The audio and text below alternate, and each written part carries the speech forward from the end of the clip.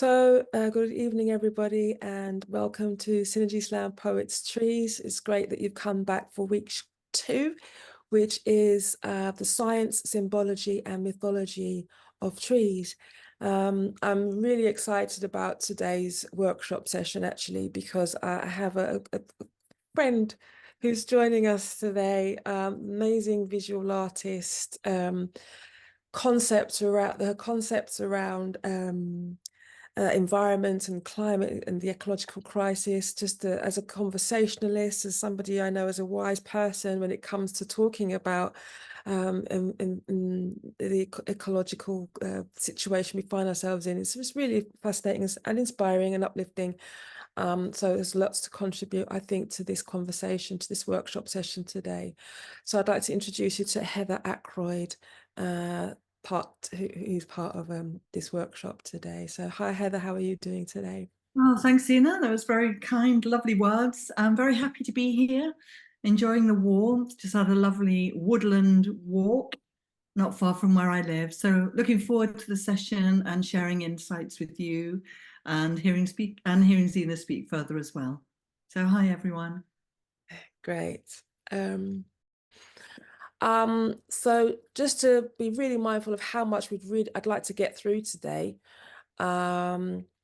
is talking about the science, the mythology, and the symbology of trees.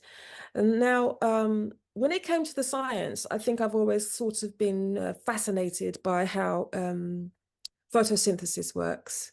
What do people know and understand from basic, probably GCSE or level of how photosynthesis works? Does anybody have any idea about how they think it works? Isn't it, there's a bit of a poetic way, but isn't it something about turning sunshine into sugar? Yes. That's it. That's all I can. No, I mean, that's it. It's about turning sunshine, light into energy. And part of that process is turning it into a type of glucose, into sugar. Yeah. What we have here is the cellular structure of the surface of a leaf. And what you have here is you have what you call the chloroplasts. Now, the chloroplasts are they capture rays of light from blue to red. There's a spectrum that chloroplasts are capable of capturing, and they are a huge part of turning part of the photosynthesis process of turning light energy into a sugar energy, a glucose energy, where the plant itself can actually do the metabolizing that it needs to do. Why was this fascinating for me to feel like I needed to find this out? I think that was purely because I was also extremely fascinated with the idea that our exhalations becomes the food for trees also. And then their exhalation, which is a byproduct of the photosynthesis process, is oxygen. Does anybody have any thoughts around that?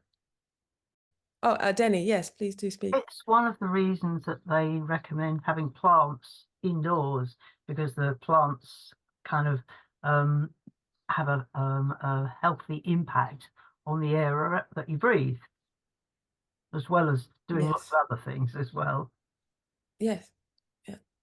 Yeah. Is anybody familiar with the author Kate Atkinson? Yeah. Wrote a book called Human Croquet. It came out probably 15 years ago. And one of her characters is obsessed with biology and trees and photosynthesis. And Kate writes through the voice of one of her characters. And it's just an exquisite few paragraphs. And she talks about how there's poetry and mystery in describing the chemical embrace and how a photon of light pierces into the heart through the chloroplast that Zena just spoke about and showed those two really fascinating images. How this photon of light pierces through the chloroplast and it enters into the palisade. And at the heart of the palisade is a water molecule. And this photon of light splits this molecule of water. And scientists still do not understand how this happens. And they also say if it's to be recreated in a laboratory, it would blow the laboratory apart. It is so powerful. So this is the holy grail for biochemists, because and they're getting close, they're down to nanobits, nanoparticles and nanobits of cobalt. I mean, it's way beyond my understanding. Imperial College are leading on this, I think, and other scientists across the world.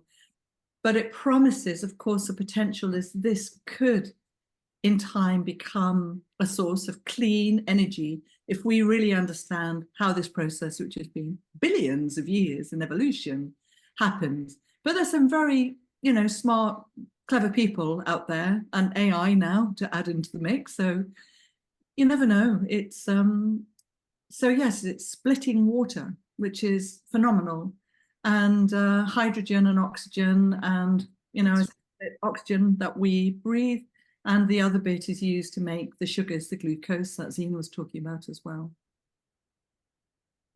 Amazing. I knew you'd be able to clarify it better than I would, because it's so much incredible information. As you said, it is really fascinating. And it is a prime opportunity for us to look to our, what people sometimes, what indigenous groups will call our ancestors, our trees. Trees are our ancestors. An opportunity for us to adopt a biomimicry, biomimicry, just to learn from nature and copy nature's process of adaptation, or nature's process of survival, if you like, evolution, just living, actually. I think that's a really fascinating, anyway, before I start getting very moony-eyed about it, because I do find it quite fascinating. So Human Croquet is a recommended book that you would recommend for this then, Heather? Yeah, Okay, I mean, fantastic. it's a novel that just, as I say, because she's so beautifully articulated through her character, this process of photosynthesis, that, I just kind of almost semi-learned it by hand, and I've integrated it into bits of writing, and I'm a magpie. So anything that glitters, I'll sort of like draw on. It glitters, in terms of my imagination being aroused by it. It's just actually, the book is great. The book is, I haven't read it for years, but I really enjoyed it. So yeah, it's a very good, novelistic way to absorb, a little bit of deep science. Okay. One other question I would like to ask you, actually, Heather, at this point is just to clarify for me, the molecular structure of human beings and the molecular structure of trees. There's one as a chromosomal difference, I believe. Let me just show that image once more. And there is like a chromosomal difference. Can you tell us what that is, please? Well, I'm just going to, so I'm not so sure about we worked with a scientist back in 1997. So I'm part of Ackroyd and Harvey with a 34-year kind of collaborative practice. And what Sid, as he was nicknamed, his actual, he's now, he died 2 years ago, but he was Professor Howard Thomas, and he played in a jazz band called Plankton, which really made me laugh. A very sharp, very funny, very brilliant scientist. But he said that if you put a molecule of chlorophyll under a microscope and a molecule of blood, then actually they are identical in their structure, apart from at an atomic level. At the center of chlorophyll is magnesium, and at the center of blood is iron.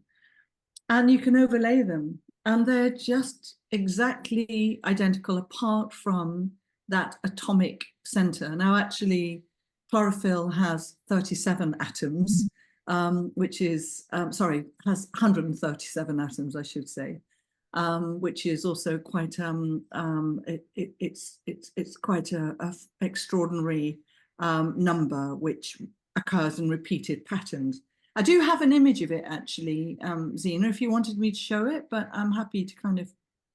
No, let me do a quick Zoom host swap, and you can take a look. Okay, thanks. Right, so I'll just do share.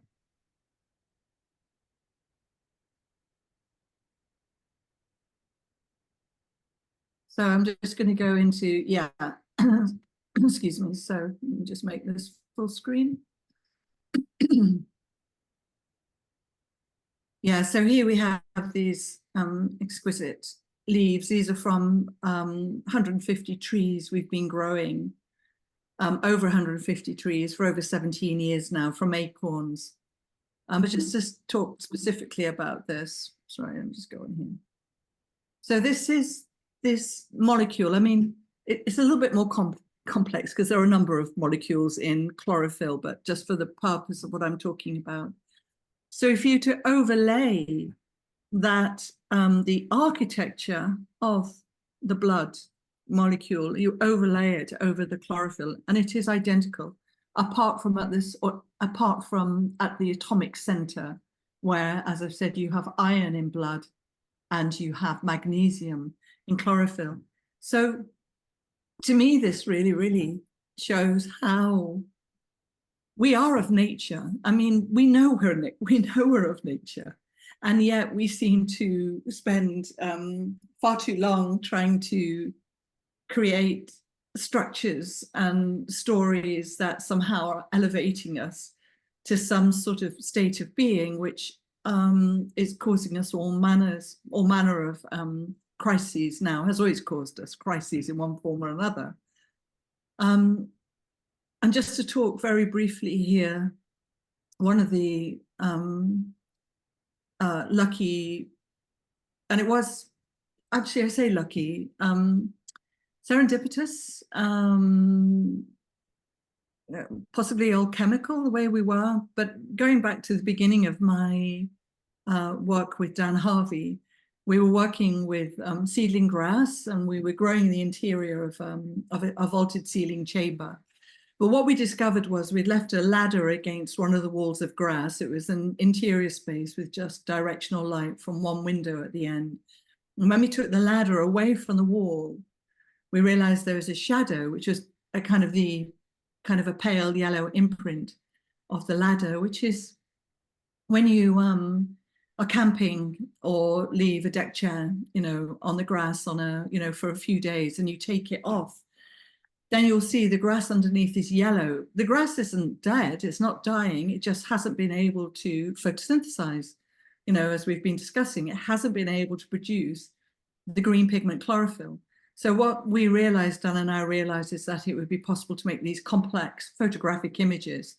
So this piece measures about 1 meter 2 by 1 meter 5. And it's of a lawyer, one of the co-founders of Lawyers for Nature. Paul is his name. And it just goes to show that the image is happening on a molecular level. And that's to do with, we grow the pieces in a dark room, project the image, and where the light falls, it produces the pigment chlorophyll. But if there's only a small amount of light, it'll only produce a small amount of chlorophyll. Hence, you get this complexity.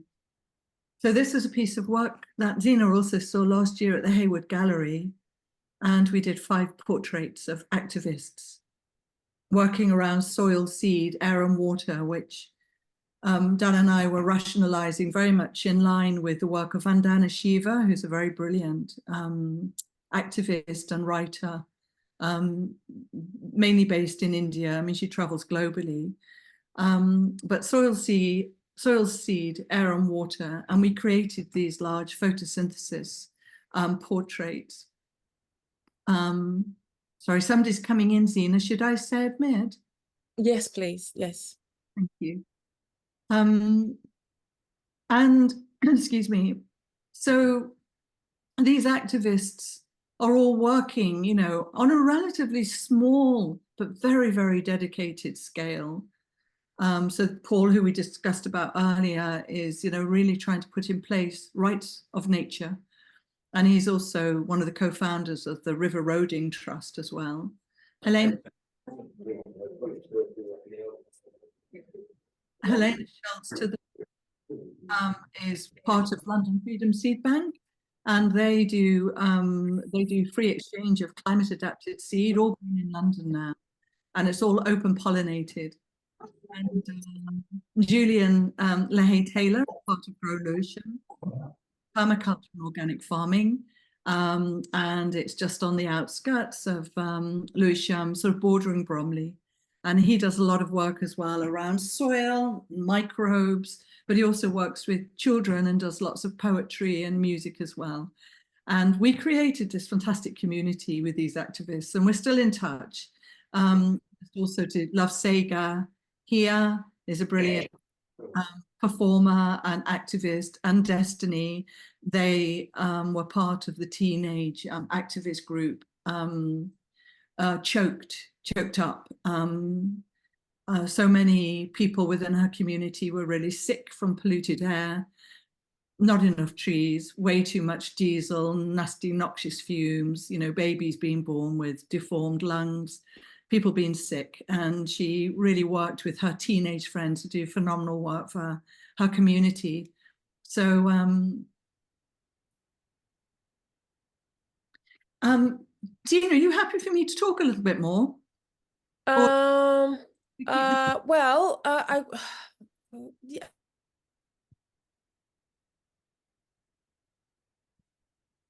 Oops, sorry. Yes, actually. I think actually, thank you. Okay. I think actually it might be good if we were to have an opportunity to reflect on everything that we've heard there creatively. Because I think one of the things that I think was what you, through the images that we've both shared, the image of the human skin next to the chloroplast, understanding that there is a metabolic process that happens within trees, which is the transforming of a food substance. For trees, it's light. For us, it's food, into energy, sugar and energy, so that we can,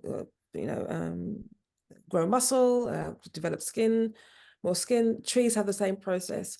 The only difference is at an atomic level, as you said, magnesium and iron. So I think at this point is to have what we've done last time, which was to do something called a free flow, but with a prompt. So I'm going to, in fact, no, let's not do that. Let's just do a free flow based on everything that you've heard.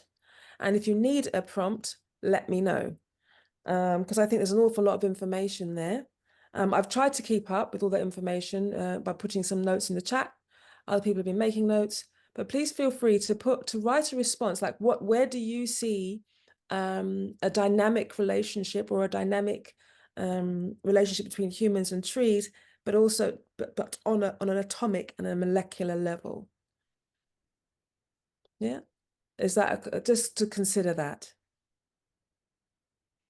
And I'll start my stopwatch on my. Do let me know in the chat if everybody's okay with that. Just give me a 1 in the chat. Just type 1 so that I can see that this is something that you're understanding, or that I'm communicating well.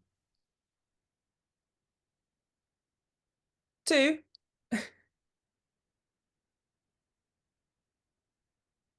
Because you've joined us a little late, Mike.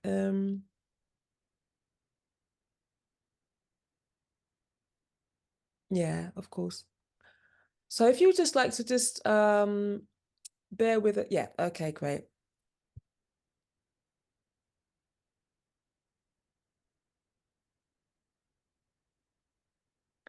So we'll just take a break. Heather, you can take a pause, Heather.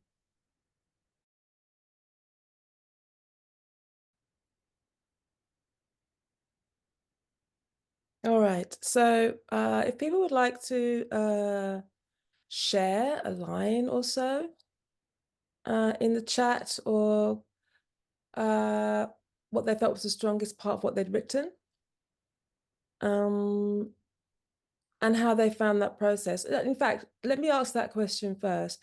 How did you find that process, creatively responding to all of that information? What surprised you?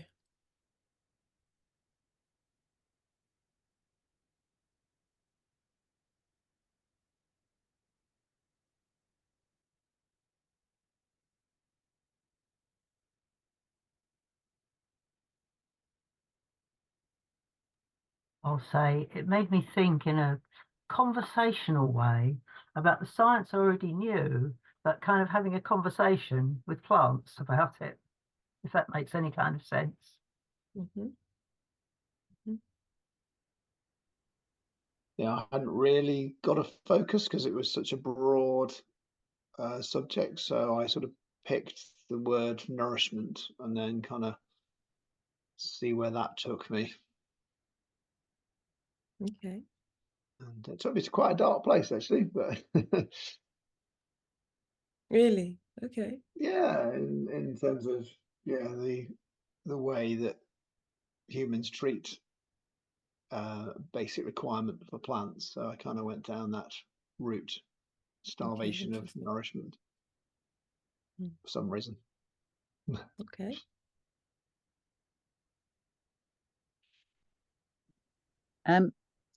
I was struck by maybe this is because I grew up in Wigan in the northwest, but I was struck by the shape, the form of, I guess it was the atoms or the molecules we were being shown, and they reminded me of the stylized roses in the War of the Roses. So I thought that was funny that you had obviously the War of the Roses was between the red and the white of Yorkshire and Lancaster. And so, not that plants and or trees and humans are at war, but there's certainly that symbiotic and not always harmonious relationship. Mm-hmm. Well, it's interesting because, as Sarah said that about not being, I actually wrote that kind of we are at war. That's kind of how I did sort of head. Interesting. Yeah, I think it was the idea of a civil war. I mean, it's a misnomer because the civil war is always to the detriment of the whole nation. It's not, you're not actually in competition. Yeah, I agree. Okay. Battle between the trees and the grasses. Okay, that sounds interesting. Yeah, Sid basically said that the grasses have won because over the last 100 years, some vast areas of our earth have been turned to crops, and the majority of those crops are grasses: corn, oat, wheat, maize, rice, barley. They're all grasses. And so in some ways, yeah, he says the trees have lost out. So they're cutting down, areas obviously the Amazon is very featured, but also increasingly areas in Africa as well are being cut down so they can graze cattle. I read somewhere in a science thing quite some time ago that human ability to become sort of farmers is actually the worst thing that could ever have happened to the planet. That's interesting. That's really interesting. So it reflects what you were saying about the battle between trees and grasses, because of course what we were growing mostly to feed ourselves and to feed the animals that we eat is as you say, grasses. Yes, it's true. It's true. So in terms of like because people have been engaging in agriculture for a very long time, it's it's more about understanding the reciprocity, I think, between humans and Earth in terms of the planet's ability to provide food. But we again without it's very difficult to not to not talk about the politics of how space is created for industrial agriculture on a mass scale, and the type of food that is being planted in place for that. So we can talk about very briefly crops that are planted, GM crops, talk about palm oil, for example. So I think it's a very difficult conversation to have sometimes when we're thinking about, and I'll always bring it back to the context of eco poetry. And for me, eco poetry, I find it to be a much more visionary, future thinking and forward thinking genre. We've had a lot of nature poetry or poetry written about nature, combined with climate and environmental conversations, which can go down a rather doom and gloom route or fatalistic route. Let's put it like that, a fatalistic route.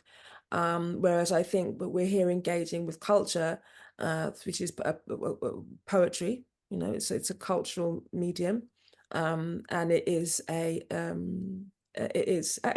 medium. It's a medium through which we can communicate information and raise awareness.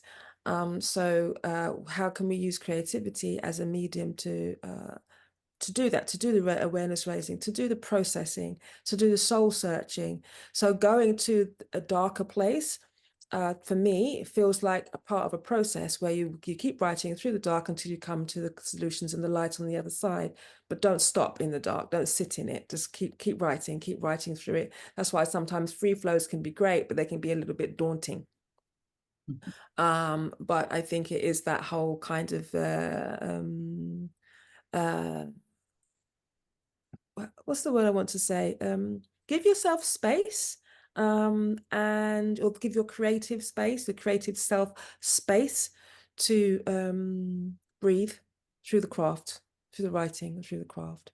That was one thing I didn't mention, which is culture declares emergency, which we will get to that a little bit later on as well. Heather, that would be really great when it comes to you doing the next part of your presentation. Sure. Now I'm really aware of time. Time flies so very quickly. I'm thinking about what to do next. So let's just fly through this. When we think about the symbology of trees, what has been your experience when it comes to the symbology of trees? Just very quick fire now, just to write into the chat, 2 or 3 words, 1 or 2, 3 words about what you believe to be the symbology of trees. What have you found?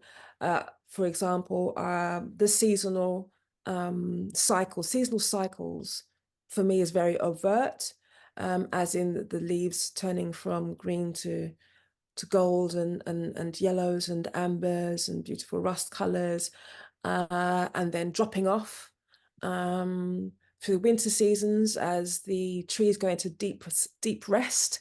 That's how I can see it, a very, very deep rest, getting ready for spring. And then you have these brand new shoots and buds. So this whole sense of possibility through spring. So seasonal cycles, for me, is what is the symbology of trees for me. So just in the chat, what else do you think would be the symbology of trees, as an example? Of course, you've got sort of trees that are evergreens, aren't you? Aren't there? There's those trees as well. Longevity, putting human lifetimes into a wider perspective, homes for smaller creatures than ourselves. Renewal, a strong emphasis that some renewal takes years to occur, but trusting the process produces producing something amazing and majestic. Yes. The tree of life connecting worlds. Wonderful. Okay.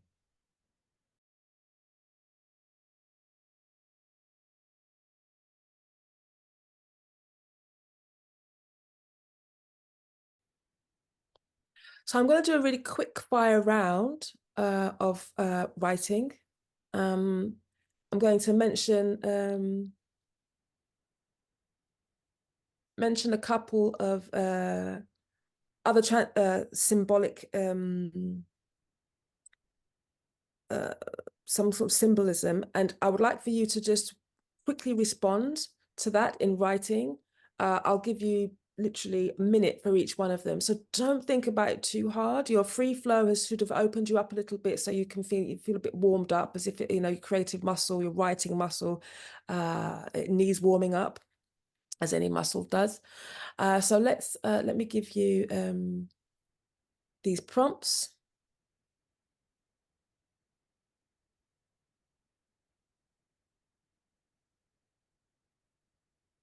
Okay, so if I was to talk about trees as connections between worlds, what would you write for a minute?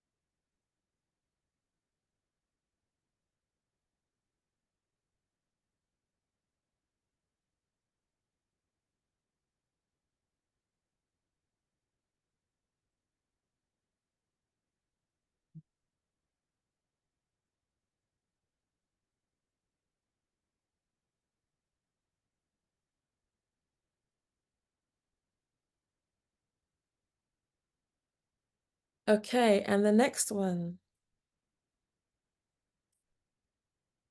Wisdom and knowledge.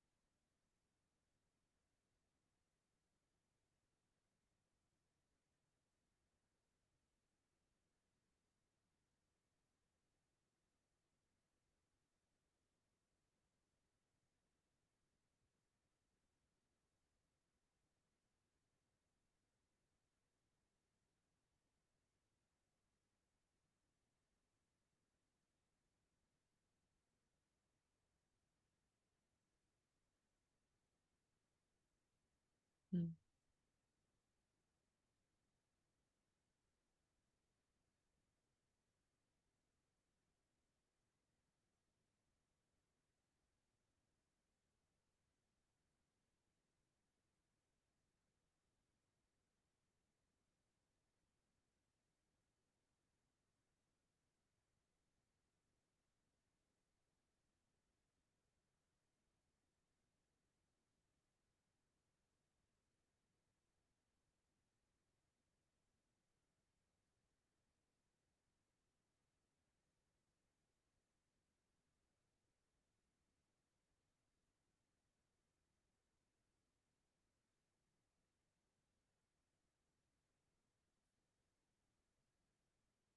And the next one.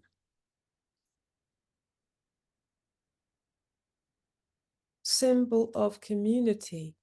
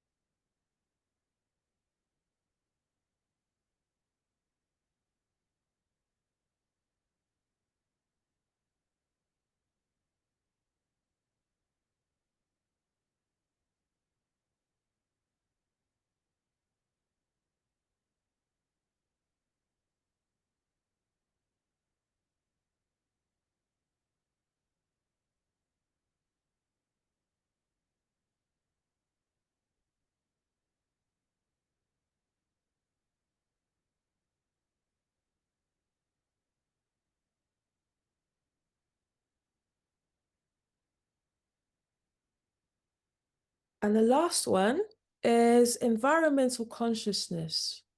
What words come to mind when you think about trees there?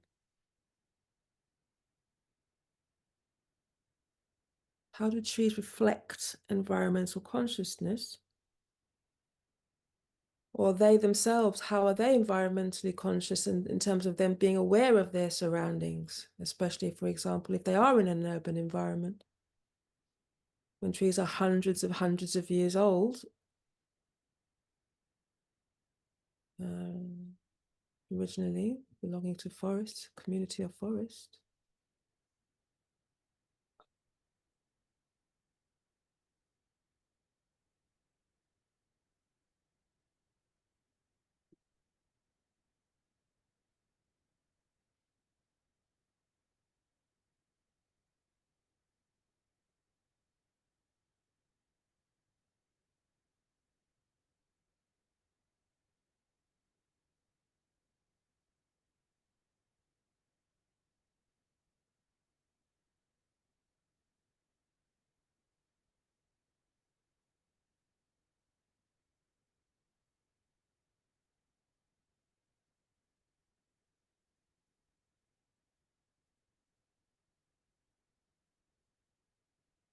Mm.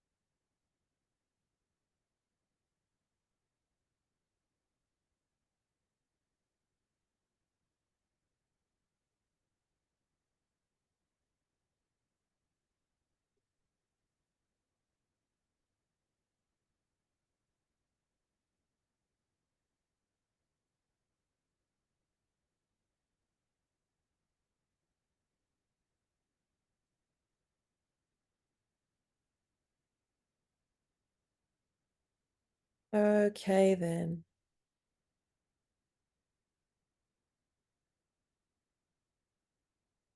Just finish that last thought process. And I think it would be, Mike has already been writing in the chat, so has Trisha. But hold on to those, what you've written there. It would be good to take a quick break. It's 8 minutes past. We started around about this time, so we've been going for about an hour. Time goes so very quickly.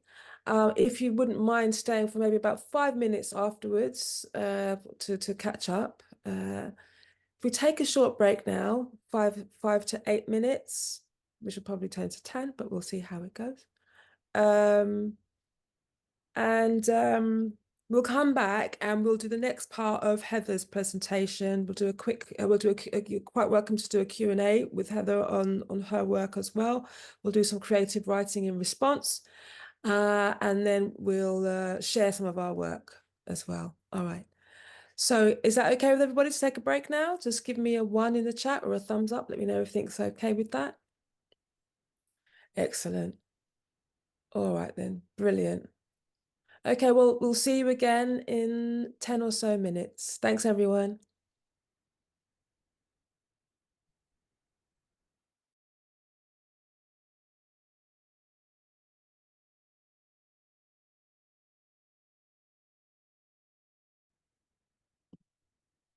Welcome back, everybody. Footprints. Thank you for that, Denny. Footprints, an anthology of new eco-poetry, edited by Charles Bayliss and Aaron Kent, Broken Sleep Books. One I meant to mention last week. Okay, that sounds great. Thank you so much for that, Denny. Welcome back, everybody. Just thinking about time again. I think we're going to press on. Heather, you've found yourself somewhere much more comfortable. More light upstairs. More light. Okay. Do you want to you're muted? Oh, yeah. Can you hear me now? Yeah, Oh, good. is it- oh, you know what it is? No, that's what I do now. Yeah, Can you all hear me now? you can. Okay, great. Um,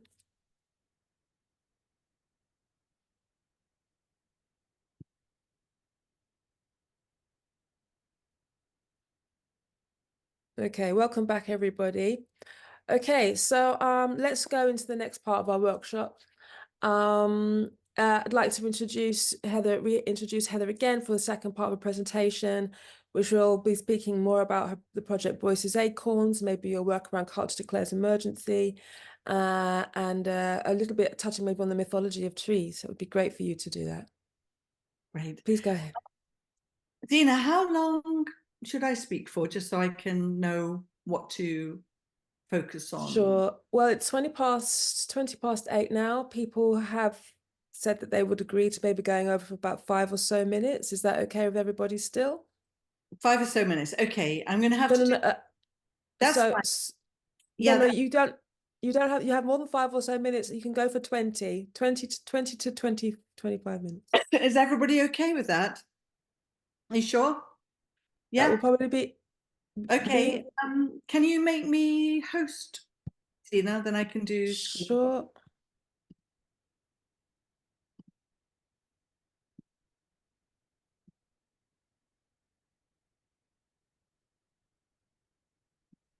There you go. Thank you, love. I'm just trying to find. Okay, share screen. Share. Okay, bear with me one moment. So, okay. This is a project, Voices Acorns, that we started in 2007.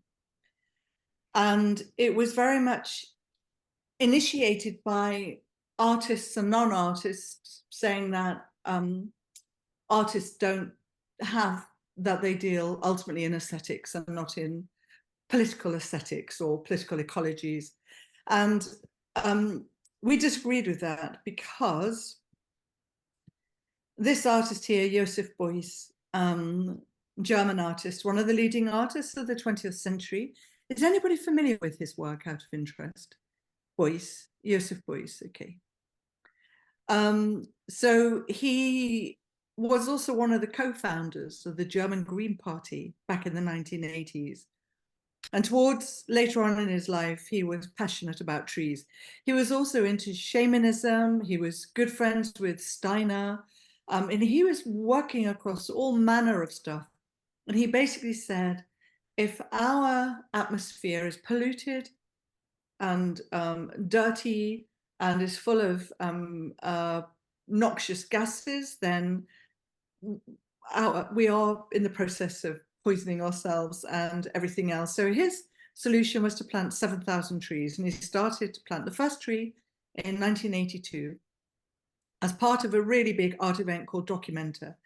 I love this image. He ended up having 7,000 pieces of basalt quarried and cut from 30 kilometers from the German city of Kassel. And he had them all unceremoniously piled in the main city square, which caused mayhem. Many people were really, really offended and upset by this. And right at the point, he planted the first of what became 7,000 trees. And if anybody knows, just trying to plant a few trees and keep them alive is a feat to some extent. He didn't live to see the project. He actually died in 1986 of a heart condition. He was 67 years old, and his son planted the final of the 7,000 oaks. The project was called 7,000 Oaks. It was actually a mixed planting. The day of his father's death in 1987. So 7,000 trees planted in one German city between 1982 and 1987.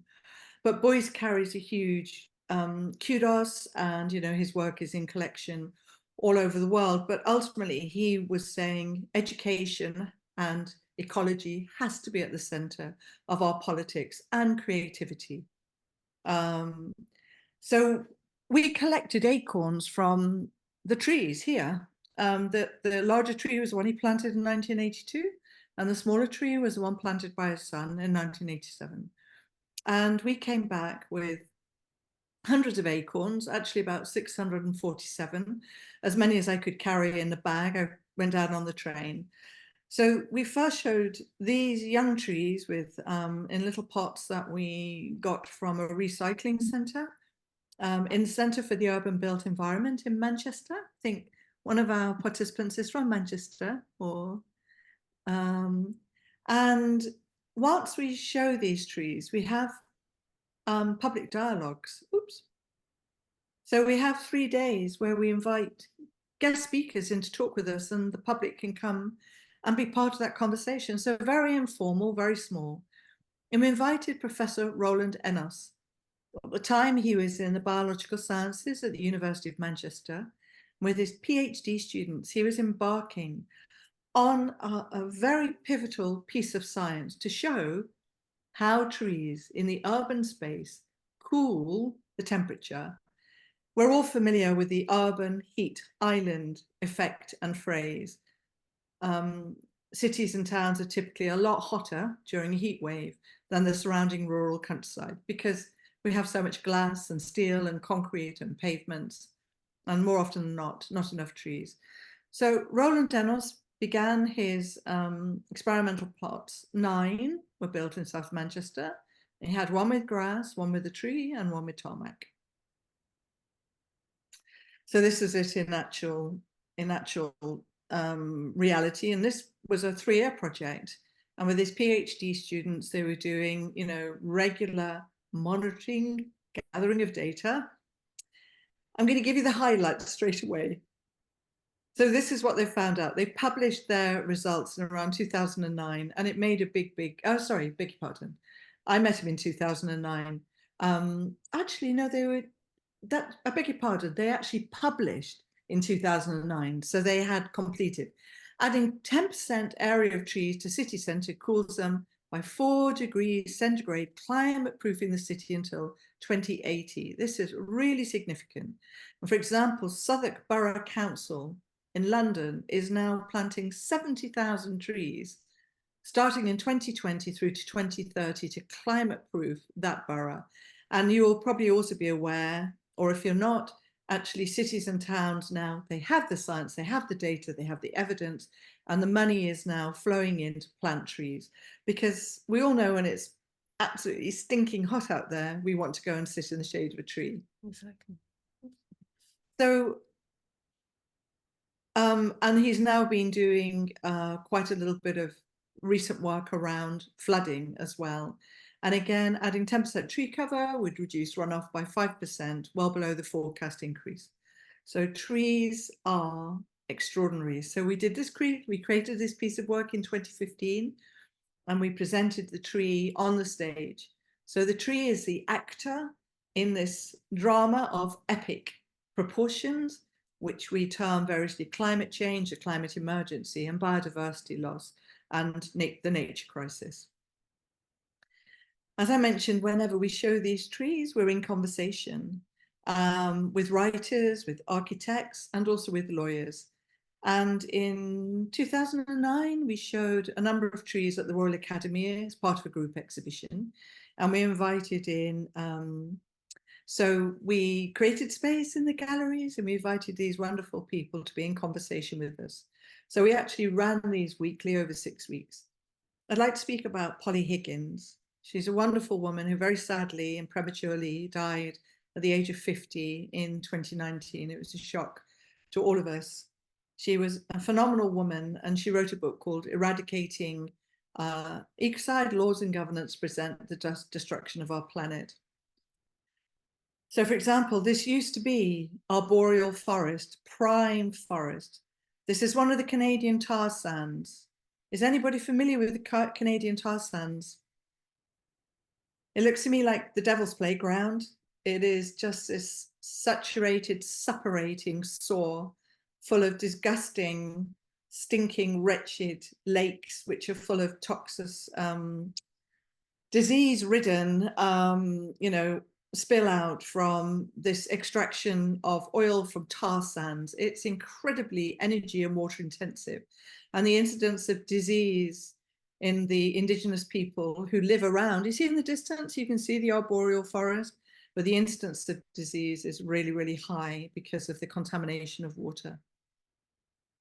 And there was a loss of 30,000 migratory ducks in 2010, just alighted in what's called one of the tailing ponds. So Polly Higgins was talking about ecocide. And in fact, in 2021, there was a pivotal moment where legal experts from across the globe have drawn up a historic definition of what ecocide is. And this has now been adopted by the International Criminal Court to prosecute the most egregious offences against the environment. The Unlawful and Wanton Act committed with knowledge that there is a substantial likelihood of severe and widespread or long-term damage to the environment being caused by those actions. This causes and can cause resource battles, wars, and more often than not will lead to war and can lead to war. So in 2021, to celebrate the centennial of Joseph Beuys's birth, he was born in 1921, and this was just coming out of the pandemic, with the support of Francis Morris, who was then the director, we exhibited 100 Beuys's acorns trees, and down in the big tanks below, there was a Beuys's, Joseph Beuys artwork called The End of the 20th Century, huge blocks of stone, and our small, beautiful saplings grace the top. So, of course, we germinated these at the beginning of the 21st century. So this was also, as well as celebrating the biennial, we were also acknowledging that Tate directors had declared a climate emergency. And this was in direct response to activism. And this is where Zena and I first met, a very magical and quite extraordinary moment. We bought a horse into Tate Modern. We actually had the horse at all of these sort of like cultural main centres, National Theatre, the Globe, South Bank Centre, but we actually bought the horse into Tate. And we were supported by wonderful artist activists and cultural advocates to declare a climate and ecological emergency. Zena sang really, really beautiful song, very, very powerful, and held space in the Turbine Hall. We declared a climate and ecological emergency. And following this, which was in April the 3rd, 2019, in July, Tate declared climate emergency, which is informing all of their activities from every level and also their programs too.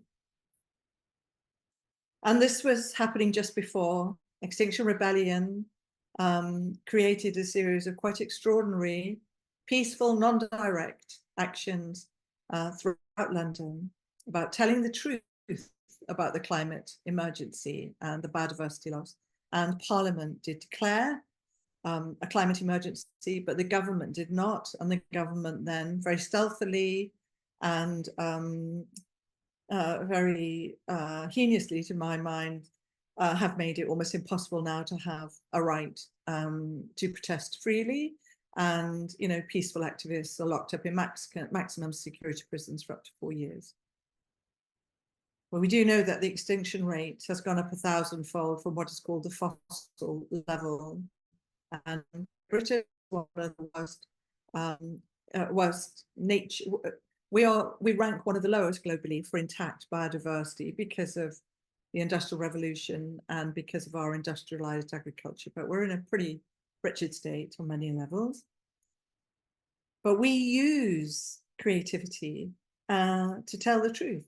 We create stories. We have incredibly beautiful and exquisite partnerships, such as with architects declare emergency, music declares emergency, but with artists and with trees at the center.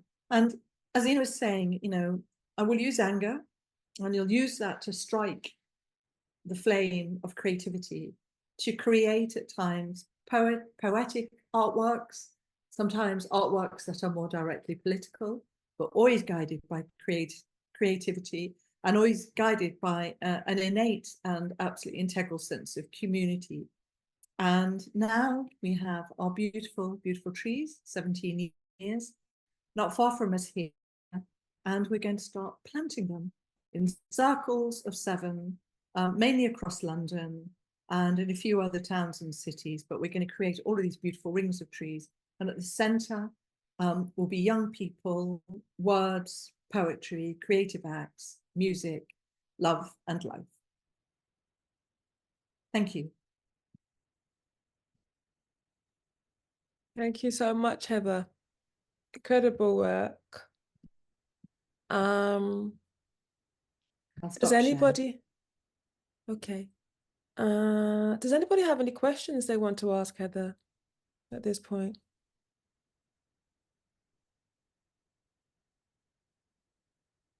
I could ask, how was it funded? How is our work funded? So it varies according to each project. So all of the work we do through Culture Declares Emergency is voluntary. So we do a lot of work voluntarily. We sometimes receive generous commissions, which will allow us to support our voluntary work. We have a number of different ways of making our living. You know, we don't have a gallery. We don't have art fairs. I would actually say the last few years have been some of the toughest for us. And sometimes you know, it is tough. That's not a moan. It's just many freelance artists are struggling with the effects of pandemic, Brexit, and the cost of living crisis. It's taken many punches, but we have an incredible broad community, and you know, we've been fortunate enough to have international and national connections, and we just have to go. We have to take the unpredictability as it happens, and you know, we're charged with planting 150 trees. We have a responsibility to plant our trees. And so we will do what we can to ensure that each of those trees has a right to life, but also is really integrating with the people and the place where each circle will be planted. Thank you. Wanted to ask you very quickly about legacy. Who's going to be looking after these trees? Who do you imagine would be looking after these trees in terms of the legacy? Yeah, that's a really important question, Zena, because actually we realize that any tree that's been planted needs to be protected for at least 3 to 5 years. And Zena and I were part of a project called 7 Poet Trees for the Lewisham Borough of Culture. And actually Zena this evening, Chris sent an image of the pin oak we planted in Mayo Park, and it is beautiful. And oh, great. thriving. And he's just given it a big gator of 60 litres of water. So when you're dealing with living plants, anybody who gardens, you know, you have to look after them. So we put into the budgets now, or we ensure with our host cultural venue that we know 100% that those rings of 7 trees will be absolutely properly looked after. The reason the majority of the rings are going to be planted in London and the southeast is because of the instance of the oak processionary moth. And in fact, tree pathogens are really accelerating as a result of the changing climate, globalization, the bringing in of infected tree stock. I mean, there are multiple problems. I'm rather unhealthily obsessed with tree pathogens, but I won't put that one on you guys. So the majority of our trees will have a host cultural centre, and we will ensure that they are 100% have budgets year to maintain the trees. But also, it's not just about digging a hole and putting the tree and watering it. We really want the community in and around where the tree is planted to have this reciprocal relationship with the trees. So it's a kind of it's a shared relationship between what the tree brings to community and what the community brings to tree.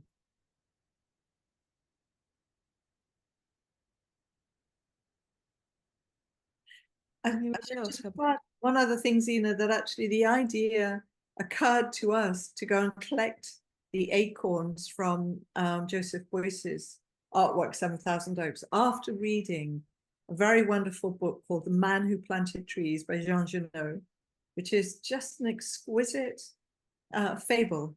And it probably, as a book, and it's very poetic, it's very, you know, it probably as a book has led to more informal plantings of trees and forests. So again, just the power of literature, the power of word. I'm actually going to share a link to the Man Who Planted Trees, because there was an animation made for that. And I will share that in the Synergy Slam Poets Trees space.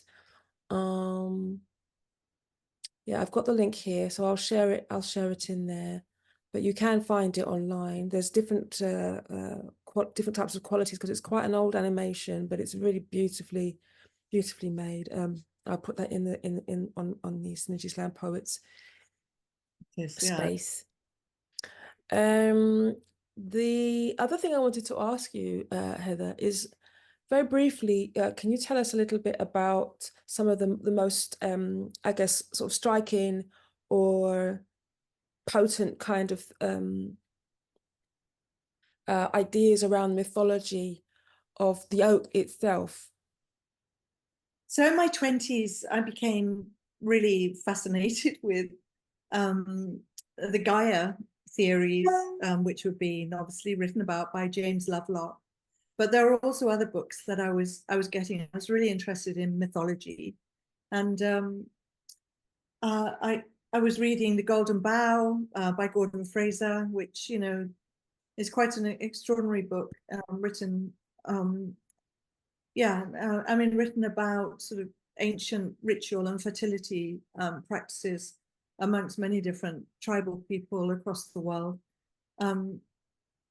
And I remember I was given a book about the mythology of the British Isles, and the very first page said that the island was called Albion, which we're all familiar with, and the title Albion has often been taken up by the nationalists, the more right-wing contingencies within the population.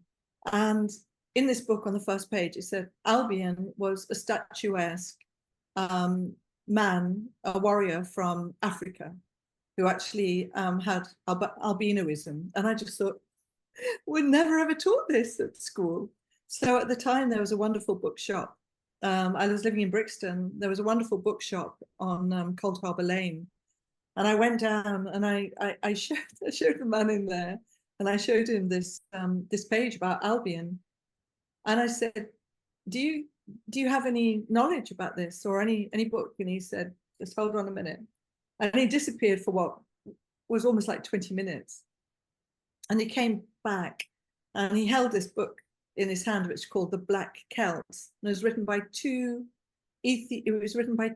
Ethiopian brothers. And it was about the very, very first arrival of African people into the British Isles and the mythologies that played out. And I was trying to find the book earlier, and I can't find it. It is here somewhere, but it's just sort of was elusive for the moment.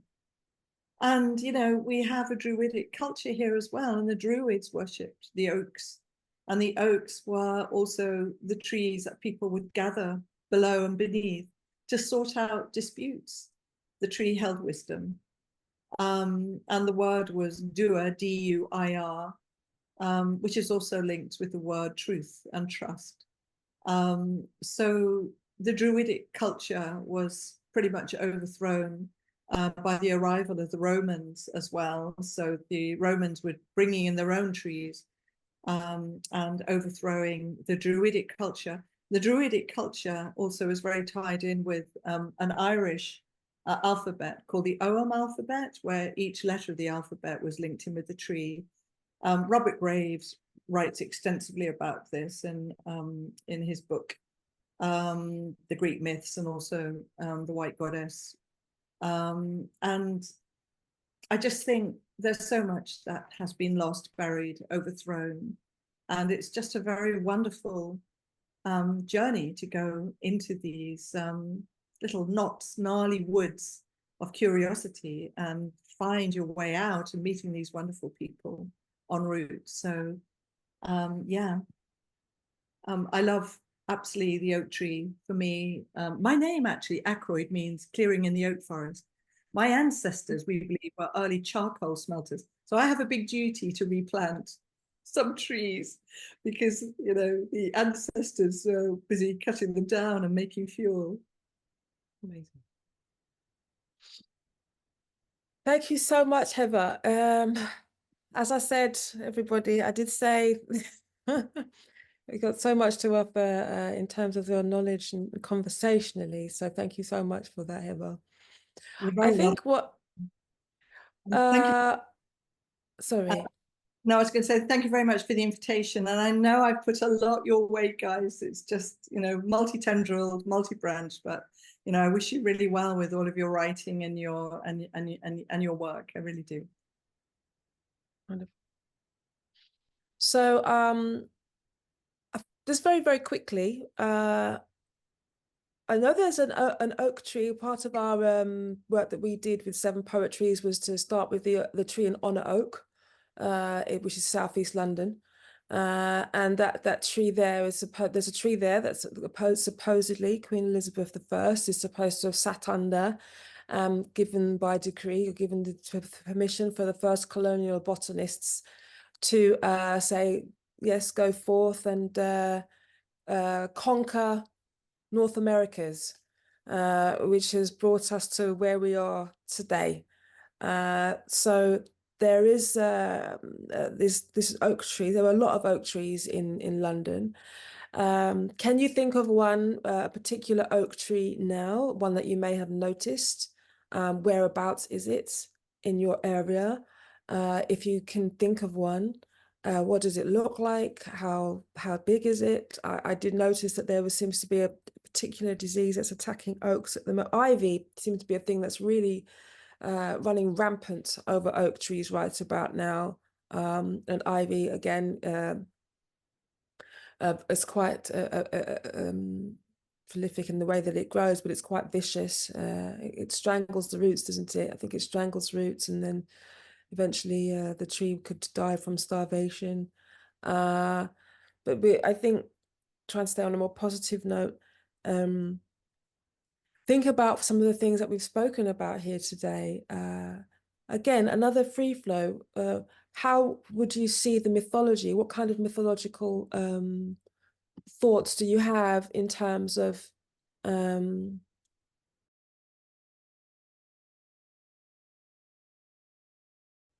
oak tree? Let's do another quick fire round along that of writing.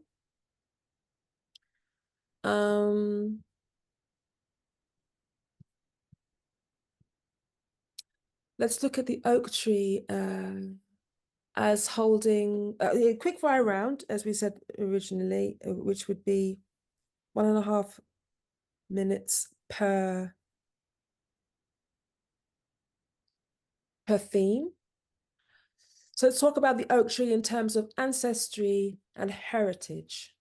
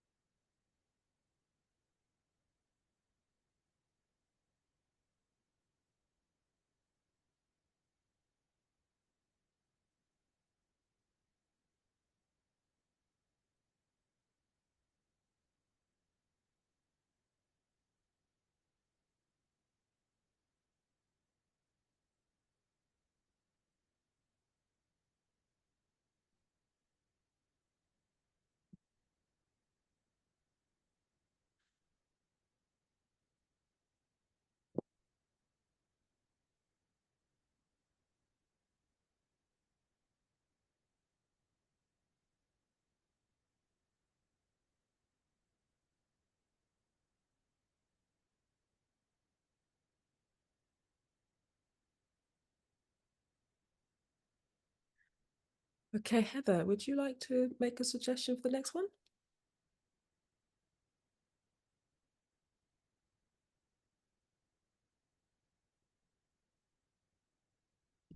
Yep.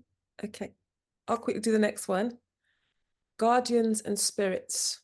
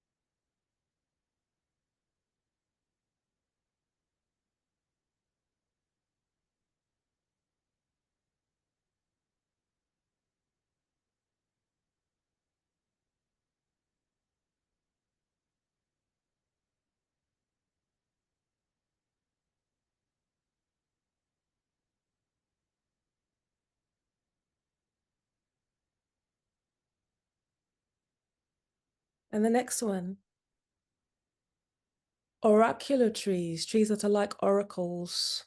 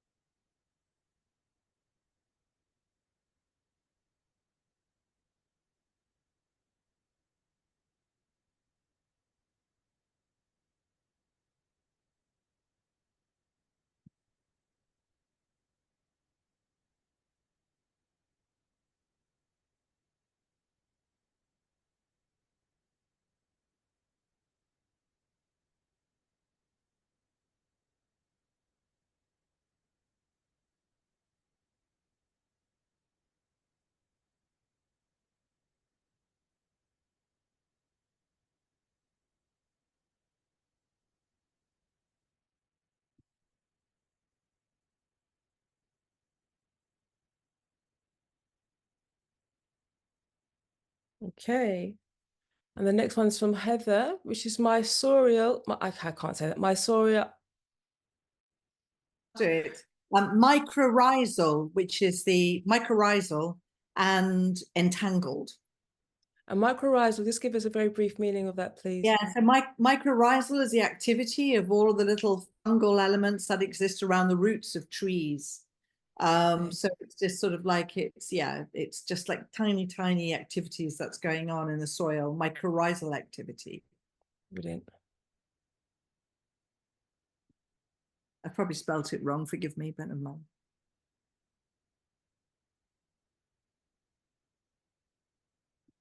And we'll do one more after this.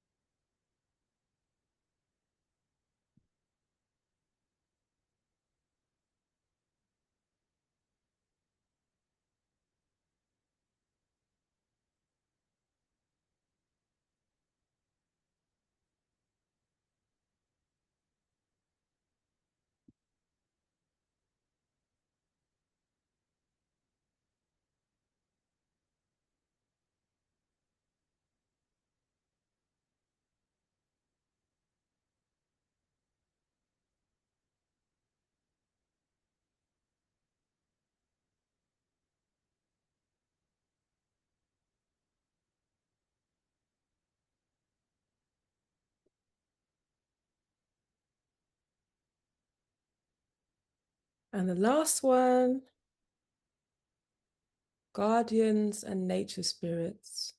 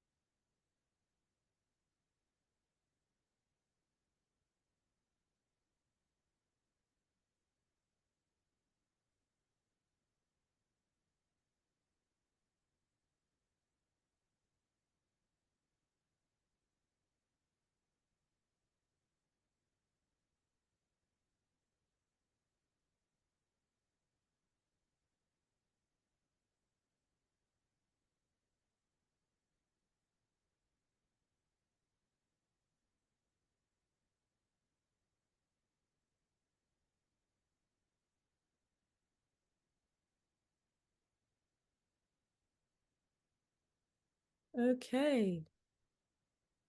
Just draw that last thought process to a close.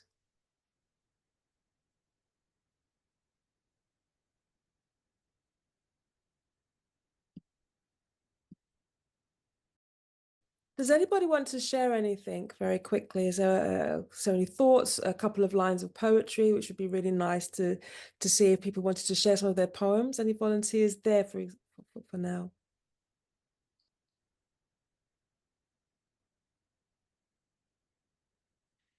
Share a couple of So I don't have anything to share. I rarely land anything on the page in the moment, but I've got lots of really great prompts to go away and think about. So thank you both, Sina and Heather, for all of the prompts tonight. Yeah, I've got loads of stuff buzzing in my head. So thank you. Excellent. You're welcome. Excellent. Sarah, is there anything you might want to share, or Trisha, anything you might like to share?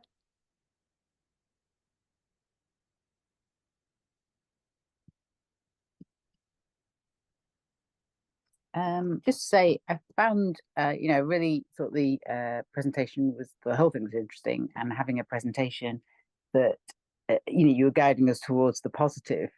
And obviously it is easy to be less than positive, but I think trees are quite a good symbol for hope. And I particularly like the way that the project we heard about tonight is linked to leveraging a sense of hope through tapping into what's human about us and what links to community. So I thought that was really powerful.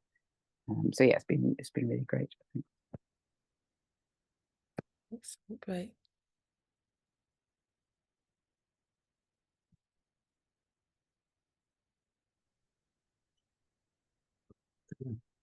Let's try a few lines. I think everyone else has sort of wrote lots, not totally satisfying much of it, but there's a couple of paragraphs which I sort of felt quite touched by. I think, yeah, as I said before, I live in an eco village, and obviously we have Hinterland Trust here, which looks after our woodland and very in touch with. Go out quite regularly into the garden and do stuff in nature and look at lichen, various different things. So we feel one of the reasons for coming up here was to be very connected to that, and also living in a community. So when we did the section on symbols of community for trees, wasn't it? I just wrote a short paragraph which I'll share. The tree of life invited all of nature to the table to share and rejoice, to build and nurture, give and receive. Take only what you need, give as much as you can, tell stories, share experiences, smile, bond, engage. Do not judge, squabble, or hoard. Be open, kind, and free. That's it. That's lovely. Thank you so much. That's great. Oh. Okay. So I think we'll draw the session to a close now. So I just want to say thank you to everybody for coming again. Thank you to Heather as well. Thank you so much for all of your knowledge and the presentation today. Thank you. Yeah, pleasure. Thanks so much. And I'm, look forward to something down the line, maybe, Zena. We'll see how it goes. Yeah. All right. All Thank right you very then. much. I got to shoot. Thank you. Take care, everybody. Have a good evening. Bye-bye now.